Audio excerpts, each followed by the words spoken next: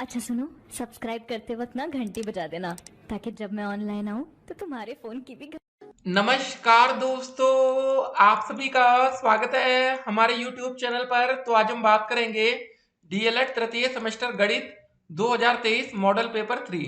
जी हाँ दोस्तों, देखिए इस वीडियो को सभी बच्चों को देखना चाहिए। अगर आप लोग फर्स्ट सेमेस्टर का एग्जाम दे रहे हैं, सेकंड का दे रहे हैं, थर्ड का दे रहे हैं या फोर्थ का दे रहे हैं, देखिए थोड़ा सा 20-25 मिनट आप लोग निकाल लिया करिए। होता क्या है ना, जब एग्जामिनर आप लोग का पेपर सेट करता है, चाहे यूपी टेट का हो चाहे सुपर टेट का हो, तो इन सभी से मिलते जुलते क्वेश्चन ही पेपर में रख दिए जाते हैं।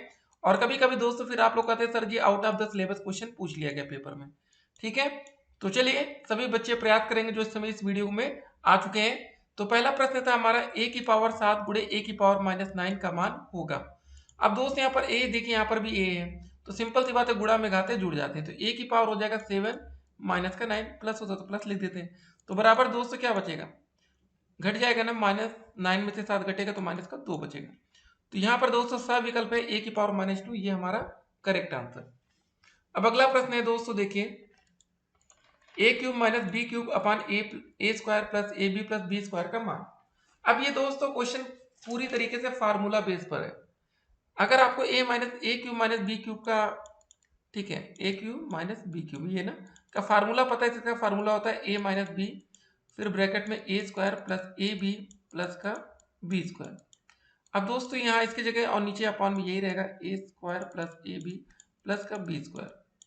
ठीक है, ये हमारा पूरा कट जाएगा, बचेगा कितना, सिर्फ हमारा ए माइनस का बी। तो हमारा सही आंसर होगा यहाँ पर ब विकल्प, ए माइनस बी। अगला प्रश्न है 7/20 भिन्न का प्रतिशत रूप होगा। बहुत से बच्चे इसमें कंफ्यूजन होंगे, क्या करना है, कुछ नहीं दोस्तों, सिर्फ आपको 100 से गुणा कर देना है।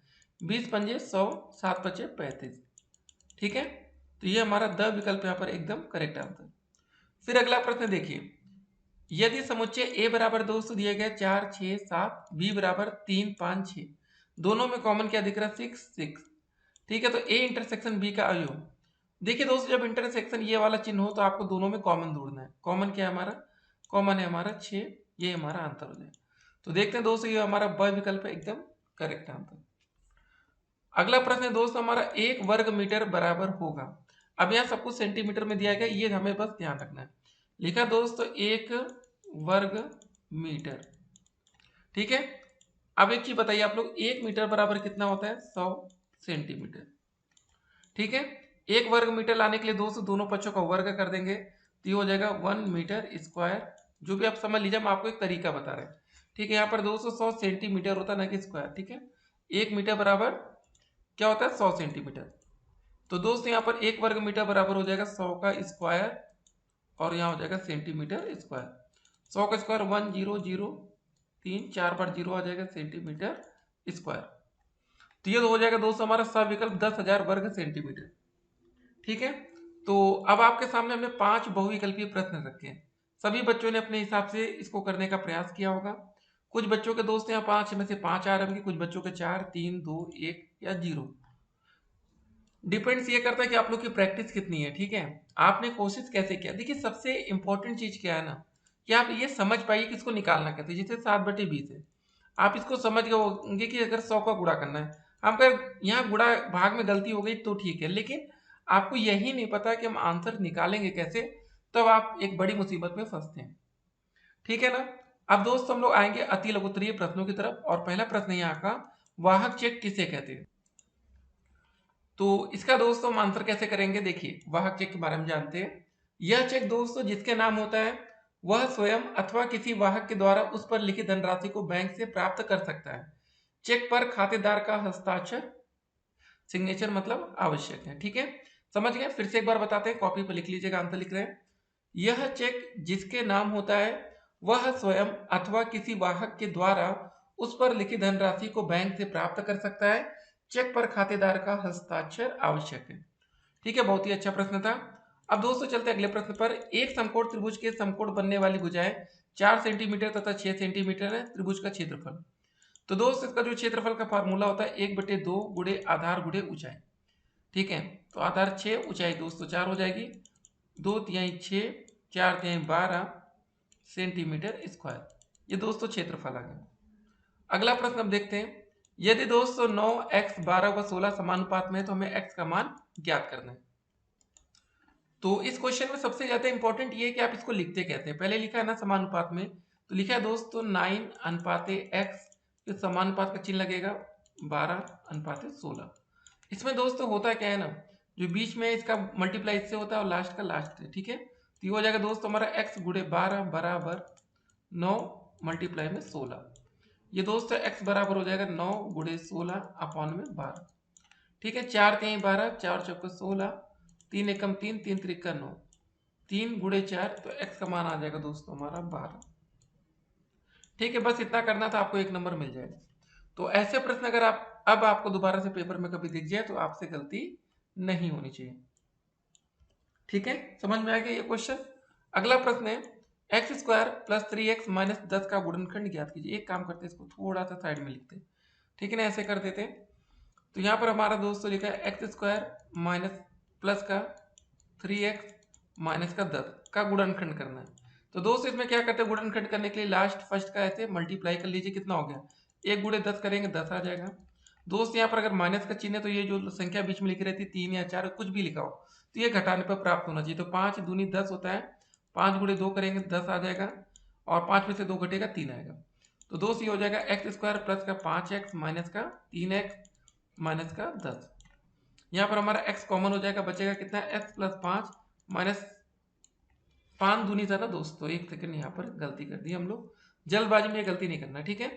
तो यहाँ पर दोस्तों माइनस का 2 कॉमन हो जाएगा, x प्लस 5 बचेगा, यहाँ भी x प्लस 5 इधर भी, तो दोनों तरफ से x प्लस 5 हमारा कॉमन होगा और बचेगा हमारा x माइनस का 2, यही हमारा उत्तर हो जाएगा। तो ऐसे प्रश्नों के लिए भी देखिए अब आप लोग तैयार रहेंगे कि पेपर में अगर आपके सामने ऐसा क्वेश्चन दिखे तो आपको गलती नहीं करना है। चलिए इसको मिटा दिया जाए ना, हो गया। अगला प्रश्न है दोस्तों हमारा कि 6 मीटर लंबाई, 2.5 मीटर चौड़ाई एवं 15 सेंटीमीटर मोटाई वाले एक दीवार का आयतन ज्ञात करना है। क्वेश्चन को सुनते समय ध्यान दीजिए, ये लिखा है 15 सेंटीमीटर, बाकी दो चीज मीटर में। तो इसको भी पहले दोस्तों हमारे जो 15 सेंटीमीटर है इसको जब हम मीटर में बदलेंगे तो इसमें दोस्तों 15 में 100 से भाग करिए, ये आ जाएगा मीटर में। भाग करने पर दोस्तों 0.15 ये मीटर आ गया, ठीक है। इतना ध्यान देना है। हमें दोस्तों दीवार का आयतन ज्ञात करना है, तो दीवार के लिए आयतन का जो फार्मूला होगा वो होगा हमारा दोस्तों लंबाई गुणे चौड़ाई गुणे ऊंचाई, ठीक है। तो यहाँ पर होगा 6 गुणे 2.5 गुणे में दोस्तों 0.15, इन सभी का मल्टीप्लाई कर लेंगे, ठीक है। मल्टीप्लाई करने पर आ जाएगा हमारा 2.25 मीटर स्क्वायर, ठीक है। एक चीज दोस्तों ध्यान रखिए, रुकिए, हमें आयतन निकालना था तो यहाँ पर होगा मीटर क्यूब होगा ना कि स्क्वायर, ठीक है। ऐसे घन मीटर का ही आइए। तो ये बहुत ही अच्छा प्रश्न था, इसका आंसर हम लोग ने निकाल लिया। अब अगले प्रश्न में बढ़ेंगे, ठीक है। अगला प्रश्न है दोस्तों हमारा 11 नंबर, 9 सही 4/5 में किस संख्या से गुणा किया जाए कि गुणनफल हमारा कितना हो जाए, 42 हो जाए। अब ऐसा प्रश्न दिख जाए, पहले दोस्तों 9 सही, इसको एक काम करते हैं, 9 सही 4/5, इसको दोस्तों जरा मल्टीप्लाई करके इसको कैसे करते हैं, पहले देखिए। 9 को गुणा 5 में करिए और 4 ऊपर जोड़ दीजिए, बटे में जो है नीचे 5 बचे, 9 पचे 45, 4 49/5।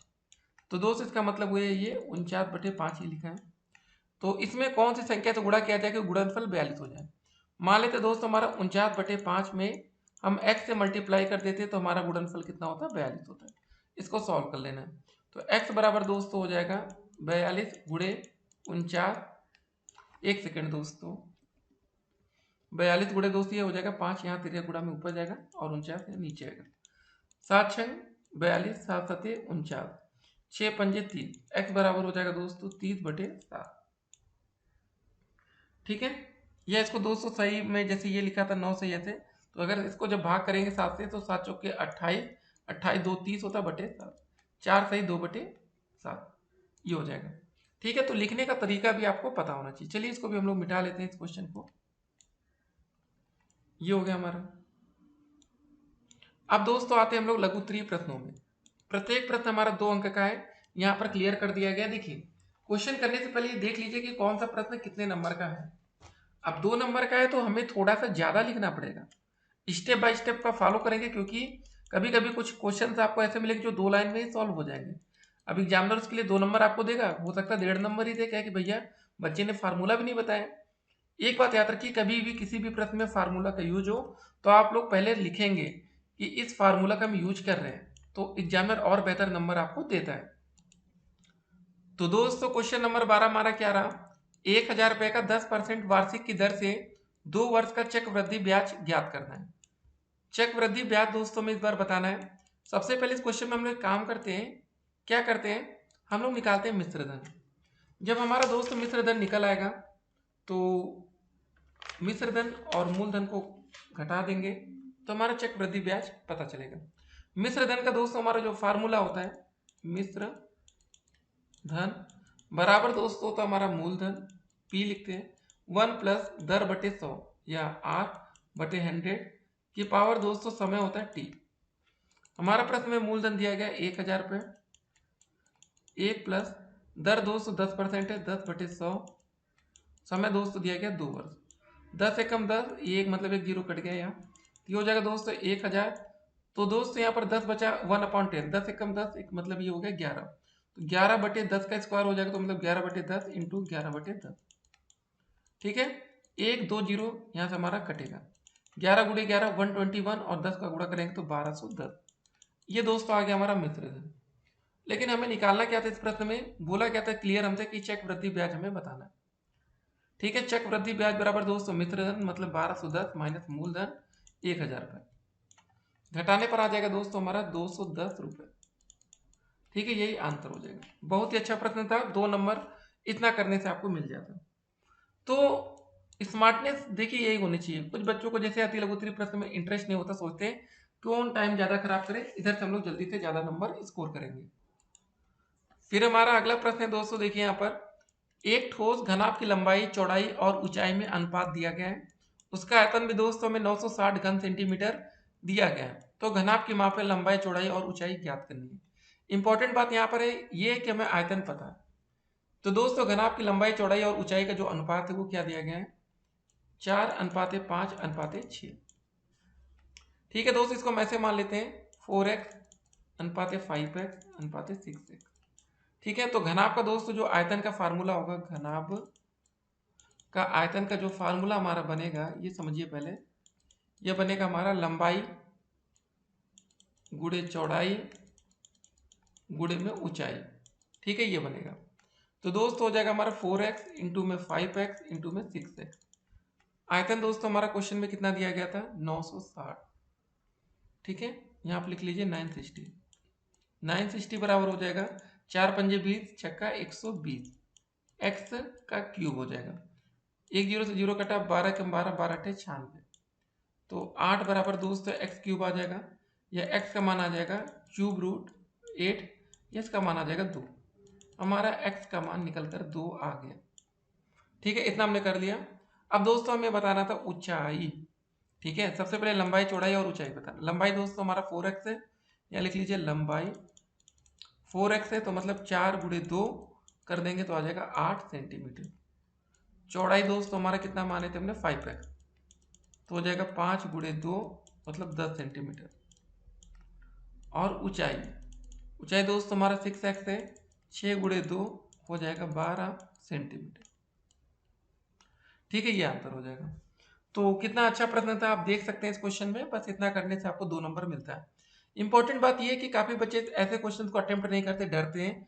लेकिन आज आप इस वीडियो को देखेंगे तो आपके दिमाग में कुछ जाएगा कि सबसे एक चीज याद रखिएगा, बस लाइफ में एक ही बात याद रखना है कि क्वेश्चन को करना कैसे ये पता होना चाहिए। ठीक है, कोई आपको फार्मूला लिख कर दे देगा, उसमें सब कुछ वैल्यू डाल देगा, तब तो आप कोई भी बच्चा कर लेगा। लेकिन दोस्तों वो आपके दिमाग में आना चाहिए कि ये हमने किया कैसे। बस यही क्वेश्चन लगाने के तरीके हैं, इतना ही आपको समझना है गणित में, और कुछ नहीं समझना है। उसके बाद दोस्तों आप गणित के साथ खेलेंगे, आप एक अच्छा स्कोर करेंगे पेपर में। जो भी आपके अंदर एक डर रहता है ना, डर हमेशा के लिए खत्म हो जाएगा। लेकिन ये दोस्तों कि आपको प्रैक्टिस करनी पड़ेगी। अब जो बच्चे प्रैक्टिस नहीं करते वो हमेशा डरते रहते हैं। Question number 14, x square minus 1 minus 2y minus y square का गुणनखंड ज्ञात करना है। बहुत से बच्चे इसको देखकर भाई खुश हो रहे होंगे कि गुणनखंड का क्वेश्चन आ गया, बहुत से बच्चे देखकर डर रहे होंगे। चलिए, x square minus 1 minus 2y minus का वाई स्क्वायर, तो इसमें हम एक काम करते हैं, वाई स्क्वायर को थोड़ा इधर करते हैं, एक्स स्क्वायर लिखिए माइनस का दोस्तों ये वाई स्क्वायर पहले ले आते हैं, माइनस का 2y माइनस का 1, या एक्स स्क्वायर, यहाँ माइनस में दोस्त माइनस कॉमन ले लेते हैं, तो यहाँ ब्रैकेट में बचेगा वाई स्क्वायर प्लस का 2y प्लस का 1। एक चीज़ जरा देखिए यहाँ पर, ये एक फार्मूला बन गया है, ये ए स्क्वायर है, यहाँ 1 को भी दोस्तों स्क्वायर में लिखिएगा, 1 का स्क्वायर 1 ही होता है, A square plus B square plus 2ab, 2 ये हो गया, एक जगह दोस्तों 1 मान लीजिए y हो गया, तो ये दोस्तों हमारा बन गया एक्स स्क्वायर माइनस का y प्लस 1 का होल स्क्वायर। ये दोस्तों हमारा एक फार्मूला क्रिएट हुआ, और ये ए स्क्वायर माइनस बी स्क्वायर, अब ये एक फार्मूला नया बन गया, ए स्क्वायर माइनस बी स्क्वायर का फार्मूला बन गया, मतलब इसको हम लिख सकते हैं ए माइनस बी और ए प्लस बी। तो दोस्तों इसको हम लिखेंगे पहले x माइनस का ये, ठीक है, x माइनस वाई माइनस 1, और दूसरे ब्रैकेट में x प्लस वाई प्लस 1, ठीक है, ये हमारा फाइनल आंसर हुआ। ये दोस्तों अगर आपके अंदर करने का तरीका है ना, तो डेफिनेटली पेपर में आप इतना बेहतरीन स्कोर करेंगे कि आप सोच भी नहीं सकते। ठीक है, इसको मिटा दिया जाए। तो दोस्तों क्वेश्चन नंबर 15 क्या रहा हमारा कि एक वृत्त में एक 10 सेंटीमीटर लंबी जीवा खींची गई। तो दोस्त यहाँ पर आप देख सकते हैं टोटल जीवा की लंबाई हमारी 10 सेंटीमीटर, ये देखिए आधे तक की 5 सेंटीमीटर, ये पूरा 5 नहीं है, ठीक है ना, जिसकी केंद्र से दूरी 12 सेंटीमीटर। तो दोस्त यहाँ पर कोई केंद्र रहा होगा, यहाँ से दूरी 12 सेंटीमीटर, ठीक है, ये केंद्र यहाँ पर दोस्तों दिखाया जा रहा है, गजब है। वृत्त की त्रिज्या ज्ञात करनी है। तो दोस्तों देखिए ये वाली ऊंचाई हमारी 12 है, इसमें कोई चेंजेस नहीं, ये टोटल 10 थी तो बीच में यहाँ कितनी हो गई, 5 हो गई, ठीक है। तो दोस्त ये वाली हमें बताने ओ ए बताना है, ये वाली भुजा बतानी है, इसको हम मान लेते हैं एक्स है। तो आपको पाइथागोरस प्रमेय से पता है कि कर्ण का स्क्वायर बराबर दोस्तों फार्मूला क्या होता है, लंब का स्क्वायर मतलब 12 का स्क्वायर प्लस का आधार का स्क्वायर मतलब 5 का स्क्वायर। तो ये एक्स स्क्वायर बराबर हो जाएगा 144 प्लस का 25, तो ये हो जाएगा दोस्तों 169। एक्स स्क्वायर बराबर एक्स बराबर दोस्तों हमारा क्या हो जाएगा अंडर रूट 169, या एक्स का मान आ जाएगा दोस्तों हमारा 13 सेंटीमीटर, ठीक है। तो हमें वृत्त की त्रिज्या ज्ञात करनी थी, तो दोस्तों जो ये ओ ए आएगा यही वृत्त की त्रिज्या होगी। तो बस इसका आंसर हमारा 13 सेंटीमीटर, इसको ऐसे लिख सकते हैं त्रिज्या हमारी कितनी है 13 सेंटीमीटर, ठीक है, इसको बढ़िया से लिख लेते हैं, ठीक है 13 सेंटीमीटर, बस इसको हम आंसर कर देंगे, यही हमारा आंसर है, ठीक है। चलिए अब देखते हैं आज का अगला प्रश्न। तो दोस्तों अगला नंबर क्वेश्चन क्या रहा 16 नंबर की संख्या 1 से लेकर 20 तक की सम संख्याओं का समांतर माध्य ज्ञात कीजिए। पहले दोस्तों संख्या 1 से लेकर 20 तक की सम संख्या कौन कौन सी होंगी बताइए। 2, 4, 6, 8, 10, 12, 14, 16, 18 और लास्ट में 20, ये सम संख्या होगी। इसका हमें समांतर माध्य ज्ञात करना, तो क्या करेंगे हम सबको जोड़ लेंगे, 2 + 4 + 6 + 8 + 10 + 12, ठीक है 14, 16, 18 प्लस का दोस्तों 20, अपान में टोटल संख्या गिन लीजिए 1 2 3 4 5 6 7 8 9 10, अपान में 210 आ गया। जोड़ने पर दोस्तों हमारा आएगा 110, अपान में 210, एक जीरो से एक जीरो कटा, बचा हमारा 11, ये हमारा समांतर माध्य हो जाएगा, ठीक है। ज्यादा दिमाग लगाना पड़ा इस क्वेश्चन में, आप कहेंगे बिल्कुल नहीं, तो इसीलिए कहते हैं कि थोड़ी सी प्रैक्टिस करिए और पेपर में स्कोर फिर देखिएगा कितना बेहतरीन आता है, ठीक है। अगर आप लोग प्रैक्टिस नहीं करेंगे तो फिर पेपर में नंबर देखेंगे कितना खराब आएगा। दोनों चीजें होती हैं दोस्तों, जो बच्चे प्रैक्टिस करते हैं उनके नंबर भी बेहतरीन आते हैं। फिर दोस्तों हमारा 17 नंबर क्वेश्चन क्या है, इसको देखते हैं जरा कि निम्नलिखित घातांकी रूप को लघुगणक रूप में प्रदर्शित करना है। बहुत ही अच्छा प्रश्न है। लिखा दोस्तों 13 का स्क्वायर बराबर 169, इसको हम लघुगणक रूप में, तो दोस्त ये हो जाएगा 2 log 13 बराबर 169, ठीक है, कोई दिक्कत हुआ नहीं हुआ। दूसरा क्वेश्चन दोस्तों लिखा 10 की पावर -3 बराबर 1/10⁻3, इसको दोस्तों कैसे लिख सकते हैं, यहाँ हो जाएगा -3 log 10 बराबर 1/10⁻3, ये हो गया और ये हो गया, बस इसको आंसर करेंगे, इसको आंसर करेंगे, कंप्लीट। कितना आसान था क्वेश्चन था बताइए, 2 नंबर आपको मिल जाता बस इतना करने से, ठीक है। कभी कभी कुछ क्वेश्चंस ऐसे भी मिलते हैं जो कि लगता है नंबर आपको फ्री में मिल रहे हैं। और चलिए क्वेश्चन नंबर 18 को देखते हैं। एक समद्विबाहु त्रिभुज के समान कोण तीसरे कोण से 4 गुना है, तो त्रिभुज के तीनों कोणों का मान ज्ञात कीजिए, ठीक है। पहले प्रश्न आप देखेंगे समझेंगे, काफी बच्चे देखिए क्वेश्चन को समझते नहीं है, ठीक है, फिर जल्दबाजी करते हैं, फिर कहते हैं सर हमसे हो नहीं रहा है, गलती हो रही है। कोई भी प्रश्न कठिन नहीं होता, बस एक बार आप उसको समझ लीजिए, सभी क्वेश्चन आपको आसान लगना शुरू हो जाएंगे। तो यहाँ पर आपको दोस्तों फिगर भी दिया गया है। फिर से क्वेश्चन समझिए, समद्विबाहु त्रिभुज के समान कोण तीसरे कोण से 4 गुना है, तो त्रिभुज के तीनों कोणों का मान। दोस्तों देखिए, त्रिभुज के तीनों कोणों का योगफल कितना होता है, 180 अंश होता है। तो एक x है, दूसरा हमारा 4x है, फिर 4x है बराबर 180 डिग्री हो जाएगा। जोड़िए 4 4 8 एक 9x, 9x बराबर 180 डिग्री, या x का मान निकालेंगे दोस्तों, हो जाएगा हमारा 180/9, 9 दूनी 18 जीरो, तो हमारा x का मान आ जाएगा 20। ठीक है, तो एक कोण दोस्तों हमारा 20 अंश होगा ये वाला, और ये दोस्तों कितना हो जाएगा 4x वाला, 4x बराबर मतलब 4 गुणे 20 कर देंगे तो हो जाएगा 80 अंश। ठीक है, तो ये भी दोस्तों हमारा 80 हो जाएगा, ये भी हमारा 80 अंश होगा। तो यही हमें बताना था, बहुत ही अच्छा प्रश्न था। तो देखिए, आगे आप लोग लापरवाही नहीं करेंगे, ऐसे क्वेश्चन अगर आपको पेपर में मिले तो फायदा उठाना है आपको और अच्छे नंबर लाने। देखिए, आप लोग का क्वेश्चन पेपर 30 मिनट से भी पहले कंप्लीट हो जाता है हमारा। आप सोचिए, मतलब आधे घंटे से भी कम समय में हम अपना क्वेश्चन पेपर कर सकते हैं, अगर हमें आता है तो। अगर आप लोग को समझ में नहीं आ रहा, क्वेश्चन नहीं आ रहा है, तो किसी कीमत पर आप 30 मिनट में पेपर नहीं कर पाएंगे। चलिए, अब आप लोग हमारे यूट्यूब चैनल पर नए हो, ठीक है, तो चैनल को सब्सक्राइब करके अपना सपोर्ट दीजिए, वीडियो को शेयर करना है, और एक लाइक तो बनता है यार, लाइक करना आप लोग भूल जाते हैं। लाइक से क्या होता है, मोटिवेशन आता है। अगर आप आज 18 प्रश्नों में से एक भी क्वेश्चन सीख गए, तो कम से कम इस वीडियो को देखने बाद आपको कुछ तो सीखने को मिला ना। यूट्यूब पर आप हजारों लाखों वीडियो देखते हैं, कुछ समझ में नहीं आता, खाली इंटरटेन होते हैं, लेकिन कुछ फायदा भी होना चाहिए। आप उम्मीद करेंगे जब अगला क्वेश्चन कभी आप लोग देखेंगे तो आपके दिमाग में ये चलेगा, इसको हमें करना कैसे है, बस वो आपको सीखना है। इस क्वेश्चन में दोस्त ये हमें दिमाग लगाना था, करना कैसे, इसमें भी यही। अब जैसे दोस्तों समांतर माध्य, आप लोग कोई फार्मूला दिमाग पे चल रहा है, कुछ भी चल रहा है, लेकिन ये समझ ही नहीं पा रहे कि हमें समांतर माध्य तो आपको पता है कैसे निकाला जाता है। ठीक है, तो ये सब चीजें सीखिए। चलिए, ऑल द बेस्ट, फिर मिलते हैं, stay connected, have a nice day.